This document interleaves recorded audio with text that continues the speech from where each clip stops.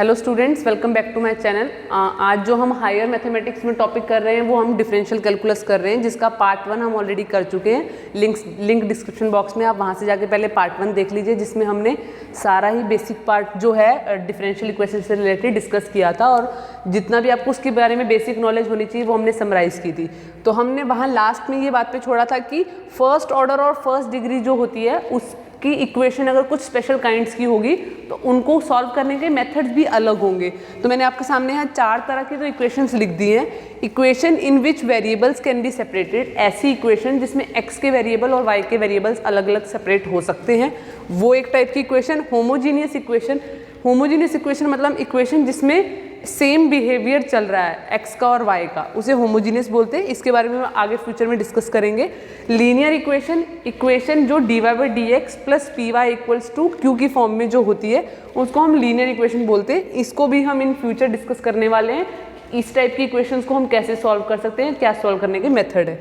उसके बाद आपका आता है एग्जैक्ट इक्वेशन। ये इस टाइप की इक्वेशन होती है जिसमें स्पेशल कोई कंडीशन होती है, अगर वो कंडीशन ट्रू हो जाए तो उस इक्वेशन को हम एग्जैक्ट इक्वेशन बोलते हैं। इसको भी सॉल्व करने का एक अपना मेथड है। तो आज जो हम अभी स्टार्ट कर रहे हैं ये 4 टाइप की इक्वेशन हम इन फ्यूचर, यहाँ के बाद हम फर्स्ट ऑर्डर फर्स्ट डिग्री में ये 4 डिस्कस करने वाले हैं। अगर इसके अलावा आपको कोई भी इक्वेशन लगता है जो फर्स्ट ऑर्डर फर्स्ट डिग्री की है लेकिन हमने इसमें कवर नहीं की, तो आप मुझे कमेंट सेक्शन में बता दीजिए, मैं उसका सॉल्यूशन भी आपके साथ डिस्कस करूँगी। अभी हम इसमें से फर्स्ट जो टाइप है equation in which variables can be separated, आज हम वीडियो में इसके बारे में डिस्कस करने वाले हैं। तो अगर आपने अभी पुरानी वीडियो नहीं देखी, फर्स्टली आप जाके वो देखिए, क्योंकि आपको डिफरेंशियल इक्वेशन के बारे में, टाइप्स ऑफ सॉल्यूशंस के बारे में पता होगा तो आपको ये समझने में आसानी होगी। या आपको डेरिवेटिव्स और इंटीग्रेशन का बेसिक पार्ट भी नहीं पता है तो वो भी आपने डेरिवेटिव्स की वीडियो में जाके बेसिक पार्ट एक बार देख लीजिए।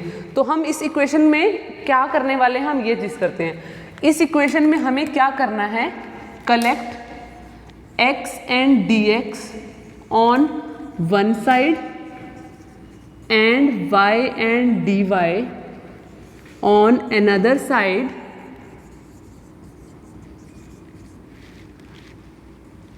if this can be happen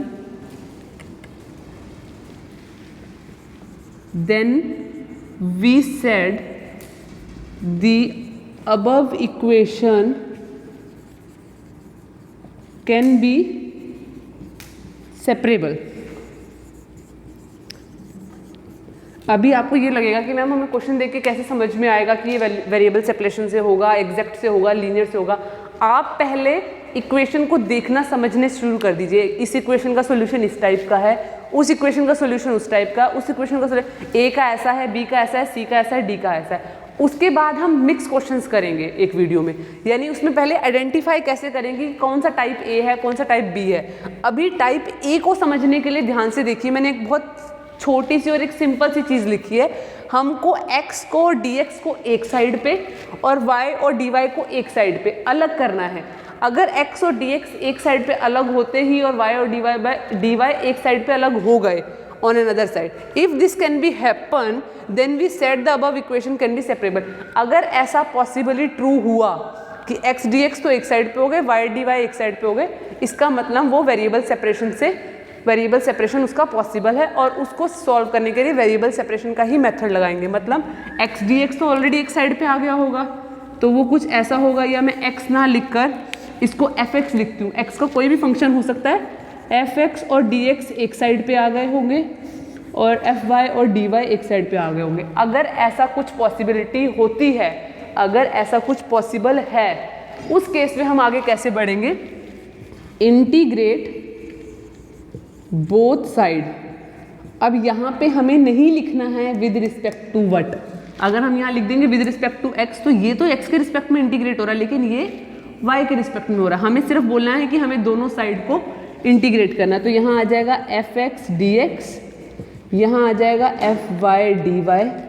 इस साइड को x के रिस्पेक्ट में इंटीग्रेशन, यहाँ पे सब कुछ x में है, यहाँ पे सब कुछ y में है, यहाँ पे सब कुछ y के रिस्पेक्ट में इंटीग्रेट। और यहाँ पे आपको जो इक्वेशन या आपको जो भी छोटी छोटी फंक्शंस दिखेंगे वो इतने सिंपल से होंगे कि आपको उनको बहुत इजीली, लाइक मैं एग्जांपल दे दूँ, मान लो यहाँ पे x dx हुआ और यहाँ पे y dy हुआ, तो यहाँ से आ जाएगा x² 2 और यहाँ से आ जाएगा y² 2 और दोनों का इंटीग्रेटिंग फैक्टर प्लस का c अलग, यानी ये जो भी आपको यहाँ इक्वेशन दी थी, यानी इस क्वेश्चन के हिसाब से x dx y dy इस टाइप की आपको अगर आप इक्वेशन दी थी तो वो हमने वेरिएबल सेपरेशन से अलग भी कर दी और उसको सॉल्व भी कर दी।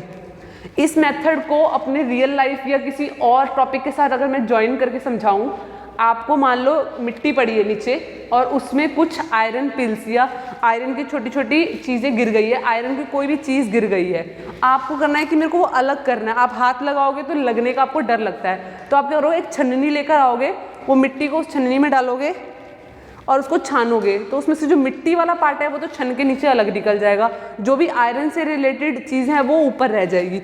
हमने वही चीज़ यहाँ पे, वही मेथड एक तरह से यहाँ पे किया है। हमने उस मिट्टी को और उस आयरन की चीज़ को अलग अलग कर दिया, उस मिट्टी को और उस आयरन को अलग अलग कर दिया। अब वो अलग अलग पॉसिबल था, इसीलिए मेथड लगा।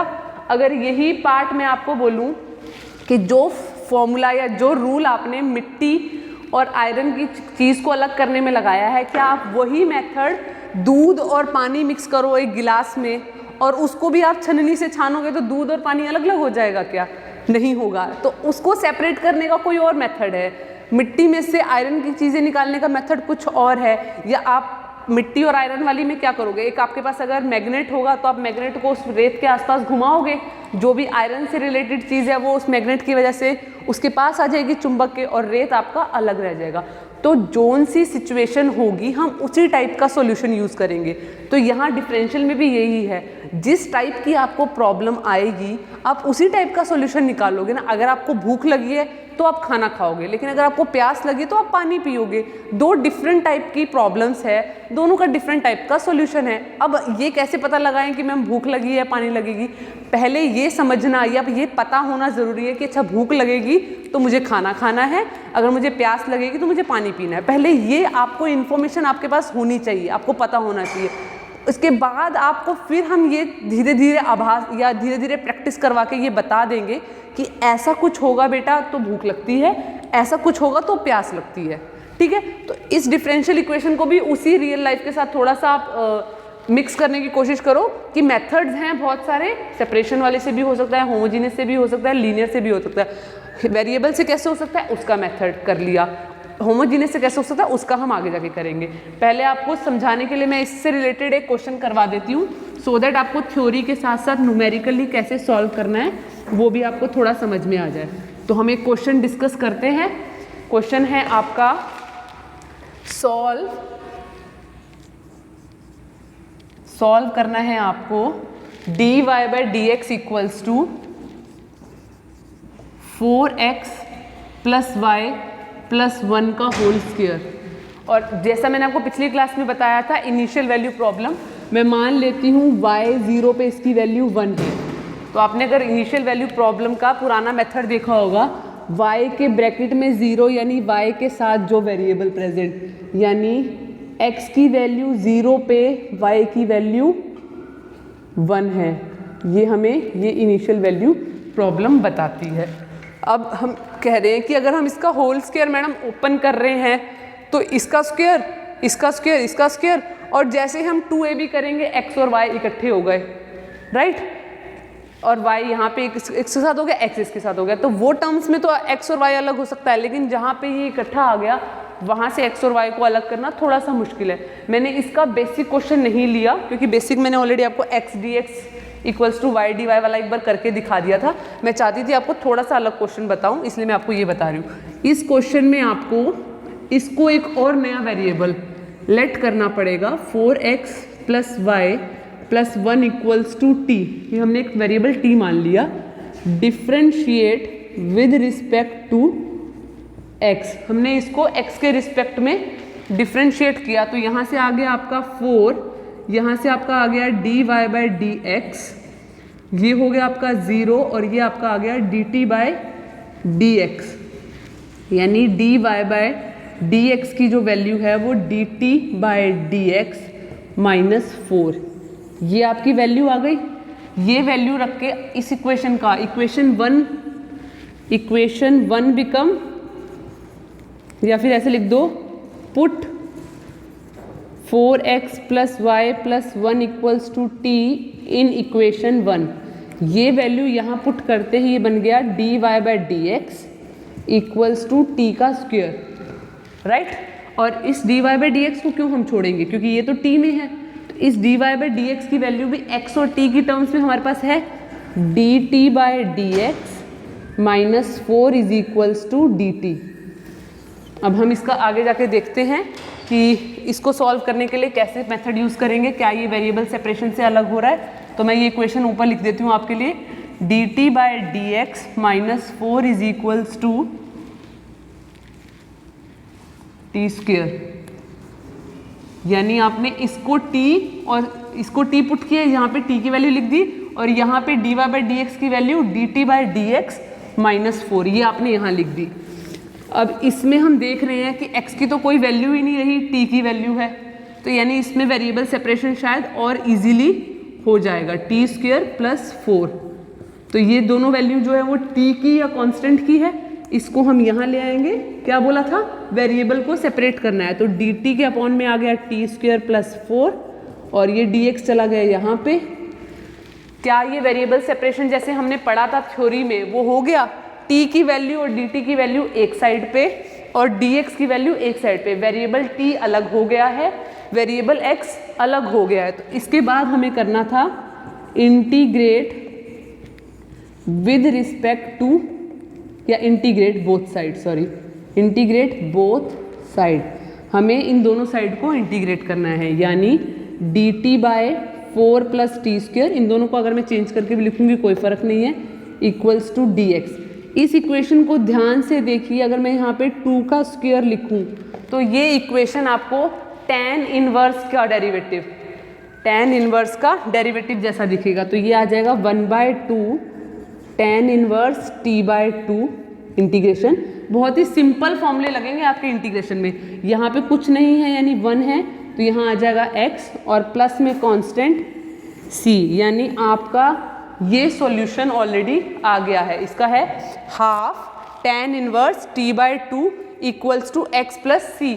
लेकिन क्वेश्चन हमें x और y की टर्म्स में दिया था, तो यहाँ पे मैं t की वैल्यू पुट कर दूंगी वापस ये वाली, तो ये हो जाएगा हाफ tan इनवर्स और यहाँ t की value 4x plus y plus 1/2 equals to x plus c. ये आपका सॉल्यूशन आ गया, जर्नल सॉल्यूशन। और ये जर्नल सॉल्यूशन क्यों है, क्योंकि यहाँ पे आपको कांस्टेंट की वैल्यू ऑलरेडी दी हुई है, राइट। यहाँ पे आपको कांस्टेंट ऑलरेडी c दिया हुआ है, मतलब सॉरी कांस्टेंट वैल्यू नहीं है अभी आपके पास, तो अभी तक ये क्या है, जर्नल सॉल्यूशन है। तो इसको हम बोल सकते हैं 2 बोल के, equation 2 is journal solution of equation 1।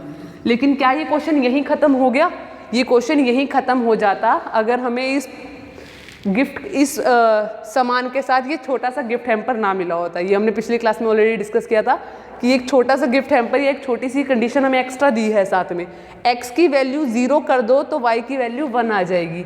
x की वैल्यू 0 कर दो, tan इनवर्स ये 0 हो गया, तो y की वैल्यू ये पूरा 0 हो गया ना 4 के साथ, या मैं ऐसे लिख देती हूँ अगर आपको समझना है, 4 की ब्रैकेट में 0, तो y की value 1/2 equals to x plus c, half tan inverse ये कितना बन गया 2/2 यानी 1 x plus c half tan inverse bracket में आया आपका tan π/4 equals to x plus c. Sorry यहाँ x की भी तो वैल्यू आपको ऑलरेडी 0 रखनी थी, तो यहाँ पे कुछ नहीं आया, सिर्फ c है आपका।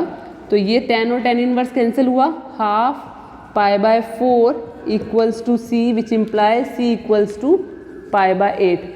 c की पर्टिकुलर वैल्यू हमने खुद से ना निकाल कर हमें ऑलरेडी क्वेश्चन में मिल गई।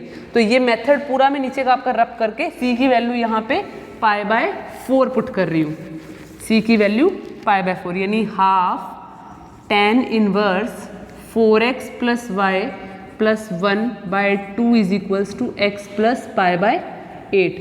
इसको मैं नाम दूंगी equation 3 and equation 3 is particular solution of given equation 1। ये पर्टिकुलर सॉल्यूशन आपको उस कंडीशन में निकालना है जिस कंडीशन में आपके पास कंडीशन होगी।